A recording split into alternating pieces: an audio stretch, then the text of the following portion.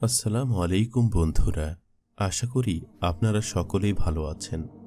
বন্ধুরা, আজকের ভিডিওতে আমি আপনাদেরকে বলবো আল্লাহ নবী হযরত উযাইর আলাইহিস সালামের অলৌকিক মুজিজা ও তার জীবনে ঘটে যাওয়া বিস্ময়কর এক অলৌকিক ঘটনা সম্পর্কে। তাই সম্পূর্ণ ভিডিওটি শেষ পর্যন্ত দেখার অনুরোধ রইল। হযরত দাউদ ও ইয়াহইয়া আলাইহিস সালামের মধ্যবর্তী সময়ে আগমনকারী ব্যক্তিদের মধ্যে উযাইর আলাইহিস সালাম ছিলেন অন্যতম। উযাইর আলাইহিস সালাম কি নবী ছিলেন নাকি নবী ছিলেন না তা নিয়ে অনেকের মাঝে মতভেদ রয়েছে। অনেকে বলেন তিনি বনী ইসরাইলের নবীগণের মধ্যে অন্যতম একজন নবী ছিলেন। অনেকে আবার বলেন তিনি নবী ছিলেন না, বরং ছিলেন একজন জ্ঞানী ও পুণ্যবান লোক। হযরত উযাইর আলাইহিস সালাম মহান রব্বুল আলামিন কিছু মুজিজা দান করেছিলেন এবং তাকে ঘিরে রয়েছে বিস্ময়কর একটি অলৌকিক ঘটনা। আর সেই অলৌকিক ঘটনাটি হলো তিনি 100 বছর বেঁচে থাকার পর আল্লাহ তাআলা তাকে অলৌকিকভাবে জীবিত করে তুলেছিলেন।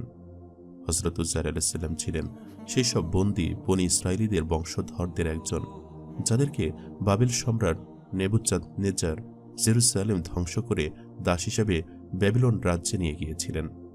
এ সম্প্রদায় ছিল বনী ইসরায়েল তথা ইহুদি। ব্যাবিলন সাম্রাজ্যে কিছুদিন দাস হিসাবে বসবাসের পর বনী ইসরায়েল সম্প্রদায় ধীরে ধীরে দাসত্বের শৃঙ্খল থেকে মুক্ত হতে শুরু করে। নবী উযাইর ছিলেন সেসব মুক্ত ইসরায়েলীদের অধস্তন বংশধর। ব্যাবিলনে আসার পর বনী ইসরায়েলীদের 70 বছর কেটে গেছে। যুবক উযাইর আলাইহিস সালাম একবার চাইলেন তিনি তার পূর্বপুরুষদের আদি বাসস্থান জেরুজালেম দেখতে যাবেন। তাই তিনি জেরুজালেমের উদ্দেশ্যে রওনা হন। বিভিন্ন রেওয়ায়েত অনুসারে এ সময় তার বয়স ছিল 40 বছর।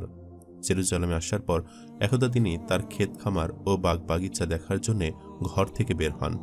সেখান থেকে প্রত্যাবর্তনকালে দ্বিপ্রহরের সময় একটা বিধ্বস্ত বাড়িতে বিশ্রাম নেন।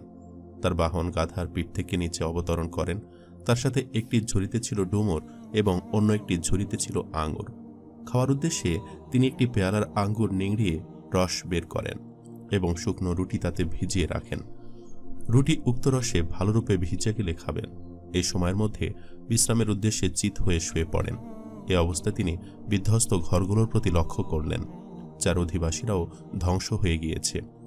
তিনি অনেকগুলো পুরাতন হাড় দেখতে পেয়ে মনে মনে ভাবলেন, মৃত্যুর পর আল্লাহ কি রূপে এগুলোকে জীবিত করবেন।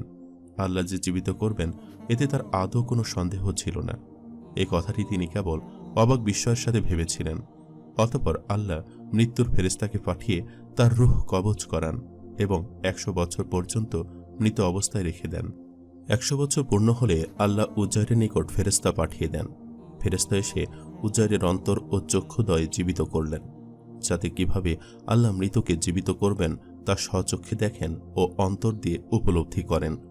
এরপর ফেরেশতা আল্লাহর নির্দেশে উযাইরের বিক্ষিপ্ত হাড়গুলো একত্রিত করে তাতে গোস্ত লাগালেন, চুল পশম যথাস্থানে সংযুক্ত করলেন এবং চামড়া দ্বারা সমস্ত শরীর আবৃত করলেন। সবশেষে তার মধ্যে রূহ প্রবেশ করালেন। তার দেহ এভাবে তৈরি হচ্ছে তা তিনি প্রত্যক্ষ করছিলেন এবং অন্তর দিয়ে আল্লাহর কুদরত উপলব্ধি করছিলেন। উযাইর উঠে বসলেন। ফেরেশতা জিজ্ঞেস করলেন, আপনি এই অবস্থায় কতদিন অবস্থান করলেন? তিনি বললেন, 1 দিন অথবা 1 দিনেরও কিছু কম। ফেরেশতা জানালেন, না, বরং আপনি 100 বছর এভাবে অবস্থান করেছেন। আপনার খাদ্য সামগ্রী ও পানীয় বস্তুর প্রতি লক্ষ্য করুন।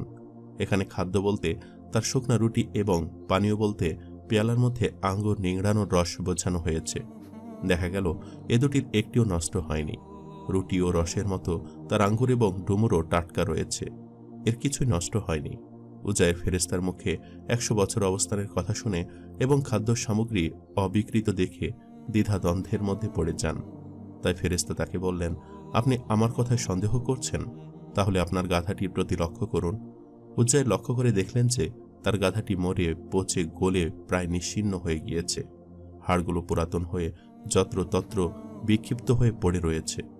অতঃপর ফেরেশতা হাড়গুলোকে আহ্বান করলেন।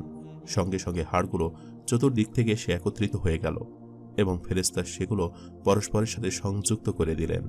উযাইর তা তাকিয়ে দেখছিলেন। তারপর ফেরেশতা উক্ত কঙ্কালে রগশিরা উপশিরা সংযোজন করলেন, গোস্ত দ্বারা আচ্ছাদিত করলেন এবং চামড়া ও পশম দ্বারা তা আবৃত করলেন। সবশেষে তার মধ্যে রূহ প্রবেশ করালেন। ফলে গাধাটি মাথা ও কান খাড়া করে দাঁড়ালো এবং কিয়ামত আরম্ভ হয়ে গিয়েছে ভেবে চিৎকার করতে লাগলো। যখন উজাইর আলাইহিসসালামের নিকট এ বিষয়টি সুস্পষ্ট হয়ে গেল, তখন তিনি বলে উঠলেন, আমি জানি যে আল্লাহ সর্ববিষয়ে সর্বশক্তিমান। মৃতকে জীবিত করা সহ যে কোনো কাজ করতে তিনি সম্পূর্ণ সক্ষম। আর এই ঘটনাটি ছিল হজরত উজাইর আলাইহিসসালামের জীবনের সবথেকে বড় বিস্ময়কর অলৌকিক ঘটনা। অতঃপর উজাইর আলাইহিসসালাম উক্ত গাধার পিঠে আরোহণ করে নিজ এলাকায় চলে যান, কিন্তু সেখানে কোনো লোকই তিনি চিনতে পারছেন না, আর তাকেও দেখে কেউ চিনতে পারছে না। নিজের বাড়িঘরও তিনি সঠিকভাবে চিনে উঠতে পারছিলেন না। অবশেষে ধারণার বশে নিজের মনে করে এক বাড়িতে উঠলেন। সেখানে অন্ধ ও পঙ্গু এক বৃদ্ধাকে পেলেন। তার বয়স ছিল 120 বছর। এই বৃদ্ধা ছিল উজাইর পরিবারের দাসী। 100 বছর পূর্বে তিনি যখন বাড়ি থেকে বের হয়ে যান, তখন এই বৃদ্ধার বয়স ছিল 20 বছর এবং উজাইরকে সে চিনত। বৃদ্ধ বয়সে উপনীত হলে সে অন্ধ ও পঙ্গু হয়ে যায়। উজাইর জিজ্ঞেস করলেন, হে বৃদ্ধা, এটা কি উজাইরের বাড়ি? বৃদ্ধা বলল, হ্যাঁ, এটা উজাইরের বাড়ি। বৃদ্ধা মহিলাটি কেঁদে ফেলল এবং বলল, এতগুলো বছর কেটে গেল, কেউ তার নামটি উচ্চারণও করে না, সবাই তাকে ভুলে গিয়েছে। উজাইর নিজের পরিচয় দিয়ে বললেন, আমি সেই উজাইর। আল্লাহ আমাকে 100 বছর মৃত অবস্থায় রেখে পুনরায় জীবিত করেছেন। বৃদ্ধা বলল, কি আশ্চর্য, আমরাও তো তাকে 100 বছর পর্যন্ত পাচ্ছি না। সবাই তার নাম ভুলে গিয়েছে, কেউ তাকে স্মরণ করে না। তিনি বললেন, আমি সেই উজাইর। বৃদ্ধা বলল, আপনি যদি সত্যি উজাইর হন, তাহলে উজাইরের দোয়া আল্লাহ কবুল করতেন। কোনো রোগী বা বিপদগ্রস্তের জন্য দোয়া করলে আল্লাহ তাকে নিরাময় করতেন এবং বিপদ থেকে মুক্তি দিতেন। সুতরাং আপনি আমার জন্য দোয়া করুন। আল্লাহ আমার দৃষ্টিশক্তি ফিরিয়ে দিলে আপনাকে দেখব এবং আপনি উজাইর হলে আমি চিনব। তখন উজাইর দোয়া করলেন এবং বৃদ্ধার চোখে হাত বুলিয়ে দিলেন। এতে তার অন্ধত্ব দূর হয়ে গেল। আর এটি ছিল হজরত উজাইর আলাইহিসসালামের একটি অলৌকিক মুজিজা, যা আল্লাহ রাব্বুল আলামিন তাকে দান করেছিলেন। তারপর তিনি বৃদ্ধার হাত ধরে বললেন, আল্লাহর হুকুমে তুমি উঠে দাঁড়াও। সাথে সাথে তার পঙ্গুত্ব বিদরিত হল। সে উঠে দাঁড়ালো। তারপর উজাইরের দিকে তাকিয়ে দেখে বলে উঠল, আমি সাক্ষ্য দিচ্ছি আপনি উজাইর। এরপর ওই বৃদ্ধা বনি ইসরাইলের মহল্লায় চলে গেল। সে দেখল তারা এক আসরে জমায়েত হয়েছে। সে আসরে উজাইরের এক বৃদ্ধ পুত্র উপস্থিত ছিল, যার বয়স 118 বছর। পুত্রদের পুত্ররাও তথায় উপস্থিত ছিল। তারাও আজ পড়ল। বৃদ্ধা মহিলা একপাশে দাঁড়িয়ে মজলিসে লোকেদের ডেকে বলল, উজাইর তোমাদের মধ্যে আবার ফিরে এসেছেন। কিন্তু বৃদ্ধার এ কথা তারা হেসে উড়িয়ে দিল। তারা বলল, তুমি মিথ্যুক।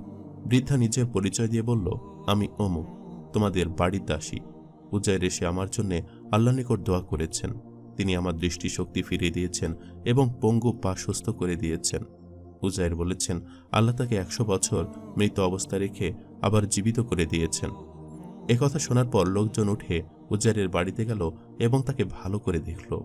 উজাইরের বৃদ্ধ পুত্র বলল, আমার পিতা 2 কাঁধের মাঝে একটি কালো তিল ছিল।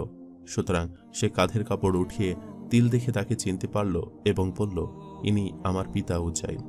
তখন বনী ইসরায়েলের লোকজন উজাইরকে বলল, আমরা শুনেছি আপনি ব্যতীত অন্য কোনো লোকের তাওরাত কিতাব মুখস্থ ছিল না। এদিকে বুখত-নসর এসে লিখিত তাওরাতের সমস্ত কপি আগুনে জ্বালিয়ে দিয়েছে, একটি অংশ অবশিষ্ট নেই। সুতরাং আপনি আমাদের জন্য একখানা তাওরাত লিখে দিন। বুখত-নসরের আক্রমণকালে উজাইরের পিতা শাহরুখা তাওরাতের একটি কপি মাটি নিচে পুঁতে রেখেছিলেন, কিন্তু সে স্থানটি কোথায় উজাইর ব্যতীত আর কেউ তা জানত না। সুতরাং তিনি উপস্থিত লোকদেরকে সাথে নিয়ে সেই স্থানে গেলেন এবং মাটি খুঁড়ে তাওরাতের কপি বের করলেন। কিন্তু এতদিনে তাওরাতের পাতাগুলো নষ্ট হয়ে সমস্ত লেখা মুছে গিয়েছে। এরপর তিনি একটি বৃক্ষের নিচে গিয়ে বসলেন। বনী ইসরায়েলের লোকজনও তার পাশে গিয়ে ঘিরে বসল। কিছুক্ষণের মধ্যে আকাশ থেকে 2টি নক্ষত্র এসে তার পেটের মধ্যে প্রবেশ করল। এতে গোটা তাওরাত কিতাব তার স্মৃতিতে ভেসে উঠল। তখন বনী ইসরায়েলের জন্য তিনি নতুনভাবে তাওরাত লিখে দিলেন। আল্লাহ তাআলা এখানে অলৌকিকভাবে সে নক্ষত্রগুলো তার পেটে প্রবেশ করানোর মাধ্যমে তার স্মৃতি ফিরিয়ে দিয়েছিল, এবং এটি ছিল তার জন্য আরও একটি অলৌকিক ঘটনা। এ সকল কারণে অর্থাৎ নক্ষত্রদ্বয়ের অবতরণ, তাওরাত কিতাব নতুনভাবে লিখন ও বনী ইসরায়েলের নেতৃত্ব গ্রহণের কারণে ইহুদিদের একদল পথভ্রষ্ট লোক উজাইরকে আল্লাহর পুত্র হিসাবে আখ্যায়িত করে। নাউজুবিল্লাহ। নাসারারা যেমন বিশ্বাস করে হযরত ঈসা আলাইহিস সালাম আল্লাহর পুত্র, তেমনি ইহুদিরাও বিশ্বাস করে যে উজাইর হলো আল্লাহর পুত্র। নাউজুবিল্লাহ। শুধুমাত্র মুসলিমদের বিশ্বাস মতে হযরত ঈসা আলাইহিস সালাম এবং উজাইর আলাইহিস সালাম দুজনেই আল্লাহর পক্ষ থেকে প্রেরিত রাসূল। আল্লাহ তাআলা হযরত উযাইর আলাইহিসসালামের স্মৃতিতে তাওরাত পুনরায় এনেছিলেন এই কারণে যে আল্লাহ তাআলা হযরত উযাইর আলাইহিসসালামকে মানব জাতির জন্য নিদর্শন বানাবার উদ্দেশ্যে ছিল। তাই মহান রাব্বুল আলামিন এমনটা করেছিলেন। উযাইর আলাইহিসসালাম যখন বনী ইসরায়েলের নিকট ফিরে এসেছিলেন তখন তার পুত্রগণ সবাই ছিল বৃদ্ধ, অথচ তিনি যুবক। কেননা যখন তার মৃত্যু হয়েছিল তখন তার বয়স ছিল 40 বছর। 100 বছর পর আল্লাহ যখন তাকে জীবিত করলেন তখন মৃত্যুকালে যৌবন অবস্থার উপরেই জীবিত করেছিলেন, তাই তার মাথার চুল কালোই ছিল। কিন্তু এর পূর্বেই তার পুত্র ও পৌত্রের চুল পেকে সাদা হয়ে গিয়েছিল। তিনি ছিলেন যুবক, অথচ তার পুত্র ছিলেন বৃদ্ধ, লাঠির ওপর ভর দিয়ে চলাফেরা করতেন। পিতার বয়স 40 বছর আর পুত্রের বয়স 90 বছর অতিক্রম করেছে। আল্লাহু আকবার, আল্লাহ সকল বিষয়ের উপর ক্ষমতাবান। সম্মানিত দর্শক, ভিডিওটি আপনাদের কাছে কেমন লেগেছে তা আমাদের কমেন্ট করে অবশ্যই জানাবেন। আর সবাই আমাদের সাথেই থাকবেন। আজ তাহলে এই পর্যন্তই। আপনারা ভালো থাকবেন, সুস্থ থাকবেন। আল্লাহ হাফেজ।